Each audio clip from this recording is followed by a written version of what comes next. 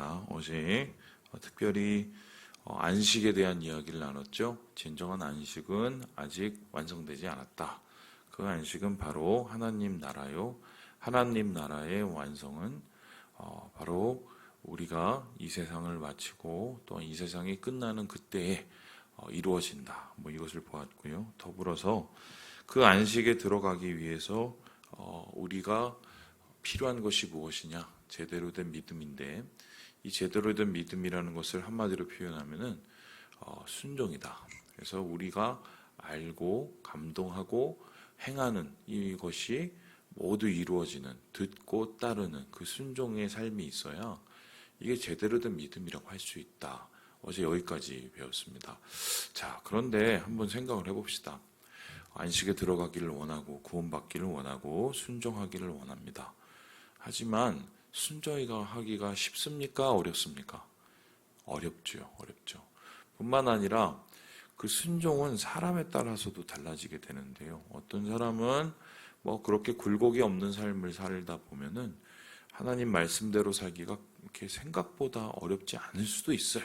그런데 그렇지 않으신 분들도 있습니다. 저 같아도 보면 제 주위에 이제 동기들 중에 보면은 쉽게 목회를 하시는 분들이 있는가 하면 저처럼 조금 이렇게 좌충우돌하는 경우도 있습니다. 자, 그렇다면은 그런 분들에게 순종이라는 것은 그냥 굴곡 없는 삶을 사시는 분들에게의 순종과는 좀 다르게 느껴질 겁니다.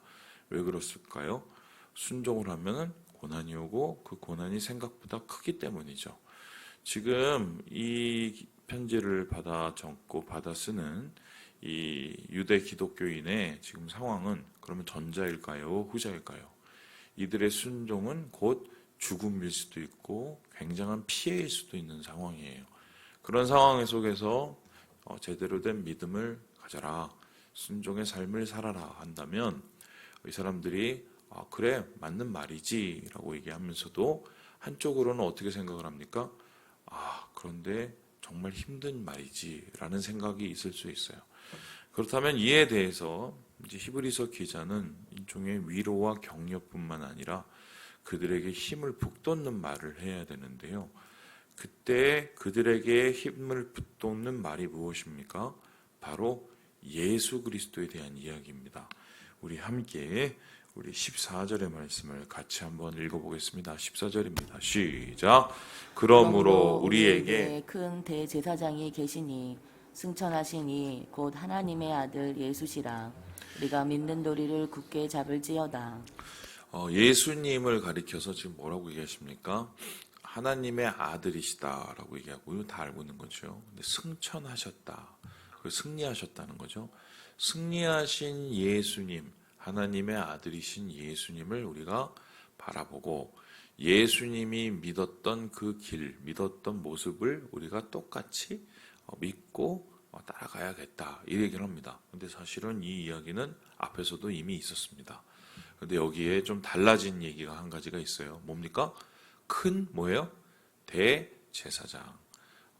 대제사장 중에서도 큰 겁니다. 그렇죠? 그러니까 제사장 중에서도 크고 그 큰 대제사장 중에서도 제일 큰 대제사장이란 말입니다. 이것을 이제 우리가 해석을 해야 되는데요. 자, 그러면은 대제사장은 도대체 무엇일까요? 우리 제사장을 한번 생각을 해봅시다. 하나님께서 광야에서 레위 자손을 구별시키십니다. 그들의 헌신을 귀히 여기셨고요. 그리고 그 레위 자손을 온전히 하나님께 속한 자가 되게 하게 하셔서 하나님께서 그들을 예배와 제사에 온전히 봉헌하도록 하셨습니다.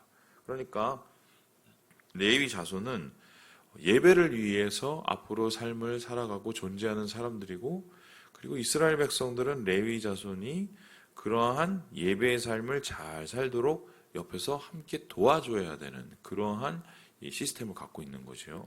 그래서 이 레위 자손들 중에서는 찬양을 하는 자도 있었고, 그리고 성전을 실제적으로 가꾸고 돌보는 일을 하는 사람들도 있었고, 그리고 이들 중에는 제사를 관장하는, 제사를 주관하는 사람이 있었단 말입니다. 그 제사를 주관하는 사람이 바로 제사장입니다. 제사장. 그러니까 제사장은 하나님과 이스라엘 백성 사이에서 이스라엘을 대표해서 하나님 앞에 제사를 드리죠. 그 제사를 드리는 이유는 그 제사를 통해서 이스라엘과 하나님이 만나기 때문입니다. 예배라고 하죠. 자, 그런데 그 제사장은 이제 아론의 자손으로 구별되었는데 그 제사장 중에서 그것을 대표하는 대제사장이 있었어요. 그게 대제사장인데요. 쉽게 설명하면 이런 거죠. 목사님들 이렇게 쫙 모이면 목사님들 중에서 노회장 뽑습니다. 그렇죠? 노회장들 이렇게 나중에 쫙 모이면 어떻게 됩니까? 그 중에서 어떻게요? 총회장 뽑죠. 그렇죠? 그러니까 이 제사장은 일종의 뭐 목사님들이라고 그러면 뭐 아니죠. 사실은 아니지만 우리가 모두 다 우리가 제사장인데 그 목사님들 중에서 총회장 뽑는 것처럼 이 제사장들 중에서도 제일 대표하는 대제사장을 뽑습니다. 그 대제사장은 아론의 반차, 그러니까 아론의 이 족보를 계속 이어와야 되는 사람들이고, 뿐만 아니라 이들은 어떤 직무를 감당하냐면 이 전체적인 제사장들이 하나님을 섬기는 그 로테이션을 막 하고 할 거 아니에요. 그런 것을 전체를 다 관리하고, 그리고 그가 하나님을 대표해서 가장 중요한 것이 뭐냐면 성전 가장 깊숙이 안쪽에 있는 지성소, 가장 거룩한 지성소를 들어갈 수 있는 권한과 의무가 생깁니다. 그래서 이 대속죄일, 그러니까 매일매일 속죄를 하지만 모두가 함께 모여서 하나님 앞에 속죄를 받는 1년에 한 번 있는 그 대속죄일에 대제사장이 백성들을 대신해서 어린 양의 피를 가지고 이 지성소로 들어가서 그 지성소에 있는 하나님의 언약궤 위에 피를 뿌리고 그곳에서 하나님 앞에 예배를 합니다. 엎드리죠. 이게 대제사장이 할 수 있는 가장 큰 영광이자 사명이자 그의 가장 큰 권한이었어요. 그래서 대제사장을 어떻게 뽑느냐에 따라서 어떤 일이 벌어집니까? 이스라엘 백성들이 하나님을 잘 만나고 하나님께 죄를 사함을 받고 또 하나님께 은혜를 받는 가장 큰 의미가 생기죠. 대제사장을 잘못 뽑으면 예배가 무너지는 거고, 대제사장을 잘 뽑으면 예배가 온전히 이루어지고 은혜를 많이 받게 되는 겁니다. 그런데 이 대제사장은 어떻게 됩니까? 죽어요. 사람이기 때문에. 그리고 대제사장도 어떻게 합니까? 연약해서 죄를 져요. 그러면 이제 죄를 져면 대제사장도 어떻게 합니까? 자기 죄를 속죄를 해야 되죠. 그리고 죽으면 그 사람들을 위해서 또 어떻게 해요? 다음 사람을 이제 바톤을 넘겨줍니다. 그 아들이겠죠. 그러면은 이스라엘 역사상 아론 이후에 대제사장이 여럿이 있었겠죠. 그 여럿의 대제사장 중에 제일 큰 대제사장이 누구다? 예수님이라는 거예요. 예수님. 그러니까 그냥 대제사장이 아니라 14절에 뭐라고 합니까? 큰 대제사장 이렇게 얘기하는 거예요. 자, 그러면 예수님이 큰 대제사장이다. 어떤 뜻이 있습니까?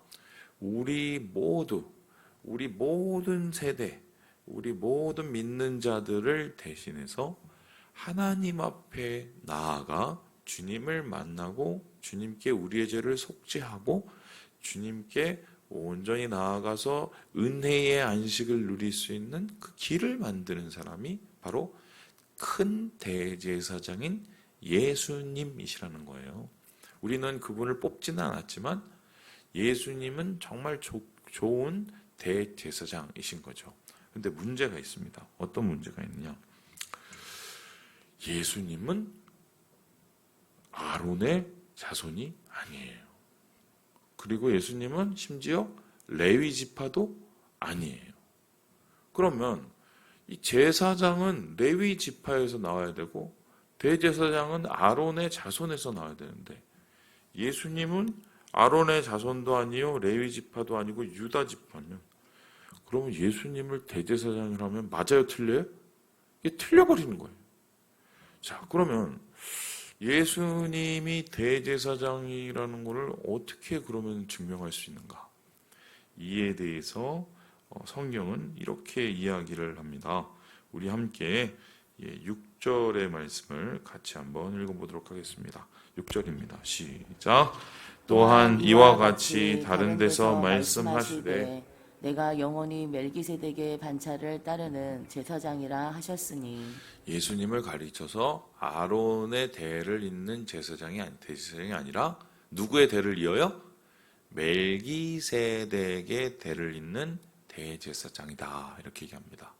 자, 그러면은 아론은 모세의 그 형제고, 출애굽 그 시기에 하나님께서 제사장을 지어주신 첫 번째 제사장으로 우리가 알고 있는데, 도대체 그 멜기세덱은 누구냐는 거예요, 그죠? 자, 멜기세덱은 언제 나오냐면 창세기 15장인가 거기 나옵니다. 거기에 왜 나오냐? 아브라함 때문에 나옵니다. 아브라함이 이 롯을 구출하려고 별동대를 조직을 해갖고 300여 명의 별동대와 함께 롯을 구출하러 갑니다. 그래서 그 롯을 이 가나안 지역의 4개의 연합 이 부족과 싸워서 이겨서 롯을 구출해내요. 그때 롯과 함께 이 소돔의 이 성주였겠죠. 그런 사람들, 귀족들 이런 사람들도 같이 다 풀려납니다. 그래 놓으니까 어떻게 됩니까? 그 사람들이 가지고 간 그 물건, 뺏어간 그 여러 가지 보물 이런 거 있었겠죠. 그게 원래는 승리한 사람의 몫이에요. 그래서 아브라함과 그와 함께 한 300여 명의 별동대가 다 그것을 자기 재산처럼 여겨야 됩니다. 그런데 그렇게 이제 승리하고 롯을 데리고 오다가 누구를 만나느냐? 갑자기 생판 모르는 한 사람을 만나요. 그 사람이 이름이 누구냐? 멜기세덱입니다. 멜기세덱은 사람의 이름이라기보다는 명칭에 가깝습니다. 그러니까 박사장, 이사장 이런 것처럼 명칭에 가까운데, 이 멜기세덱이란 뜻이 뭐냐면 멜레크라는 단어와 체데크라는 단어가 합성해요. 멜레크는 어떤 단어냐? 왕이고요. 체데크라는 단어는 무엇입니까? 정의입니다. 그러면 정의로운 왕이라는 뜻이 돼요. 그리고 흥미로운 게 이 창세기에 멜기세덱을 뭐라고 소개하고 있냐면요, 살렘의 왕이라고 얘기합니다. 살렘은 뭡니까? 평강, 평화예요. 그러면 평화의 왕이자 뭐예요? 정의의 왕이에요. 근데 이 사람이 어디서 나왔는지 어디 출신인지는 전혀 드러나지 않습니다. 갑자기 떡 하고 나타나요. 그래서 이 사람이 뭘 했느냐? 아브라함을 막 축복해 줍니다. 아이고, 네가 정말 장한 일 했다. 하나님 안에서 하나님 기뻐하시는 일 했다면서 아브라함을 엄청 축복을 해줍니다. 그랬더니 아브라함이 그걸 듣고 멜기세덱에게 무릎을 꿇어서 어떻게 합니까?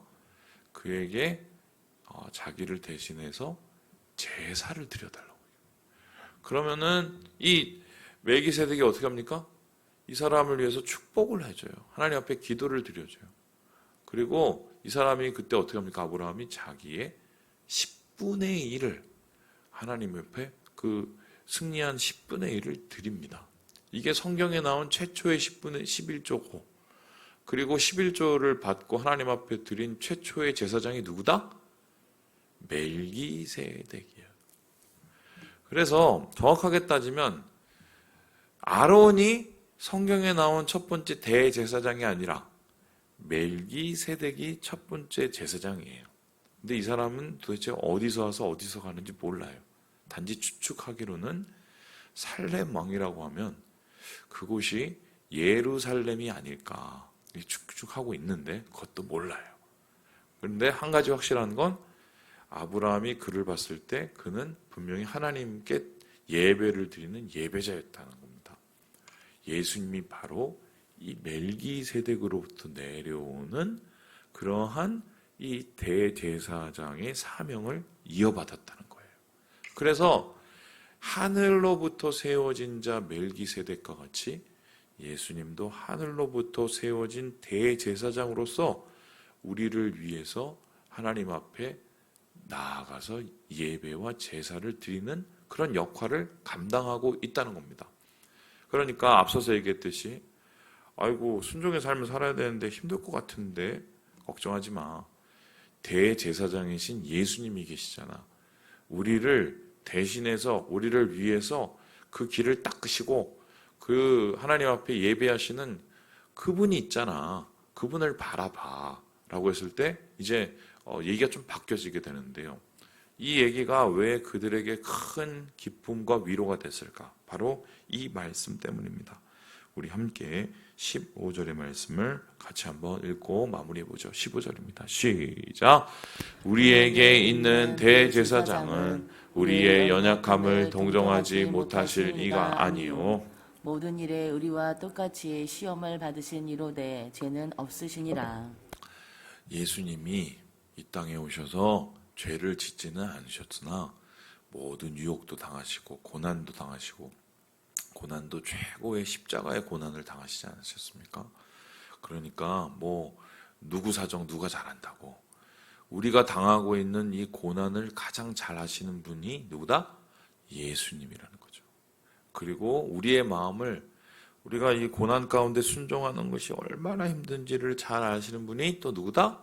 예수님이시라는 거예요. 근데 그 예수님이 대제사장으로서 우리와 함께 예배하시고 우리를 앞서서 기도하시고 또한 우리에 앞서서 예배의 길을 여시고 주님 앞에 나아갔기 때문에 우리가 지난주 주일날 이번 주일날 배웠죠? 작은 배가 먼저 가서 닷을 들고 가서 그것을 꽁꽁 매놓으니까 어떻게 합니까? 잡아 당기면 큰 배가 나중에 물 들어올 때 들어옵니다. 바로 예수님이 대제사장으로서 그런 일을 하시기 때문에 우리가 지금 조금 힘들고 어렵고 쓰러지고 넘어지고 순종하기가 참 괴로운 상황 속에서도 예수님 때문에 다시 힘을 얻을 수 있다. 이 얘기를 지금 이렇게 어렵게 하고 있는 거예요. 좀 제가 얘기하니까 좀 쉽죠? 그러니까 멜기세덱 얘기가 왜 나왔냐? 예수님이 대제사장이라는 것을 알려주기 위해서. 그럼 예수님이 대제사장인 건 왜 중요하냐? 예수님이 제사장 중에서도 가장 인자하시고 우리를 사랑하시고 너무 우리를 잘하시는 분이다. 그러니 힘을 내라. 이 얘기를 지금 들려주고 있는 것입니다.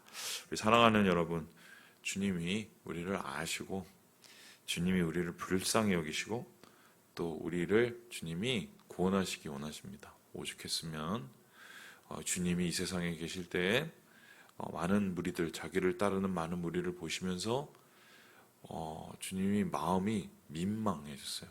썩어 문드러졌어요. 불쌍해서. 그리고 그들을 향해서 유리 없이 방황하는 양과 같이 여겨지면서 뭘 합니까? 아버지에게 기도를 했죠. 아버지요, 저들에게 목자를 보내주셔서. 우리 주님이 바로 우리를 그렇게 불쌍히 여기시고 있습니다. 주님 안에서 이러한 하나님의 마음을 이해하고 예수님의 마음을 이해하시면서 오늘 하루를 기쁨으로 살아가시는 우리 모든 형제 자매들 되시길 주님의 이름으로 축원합니다.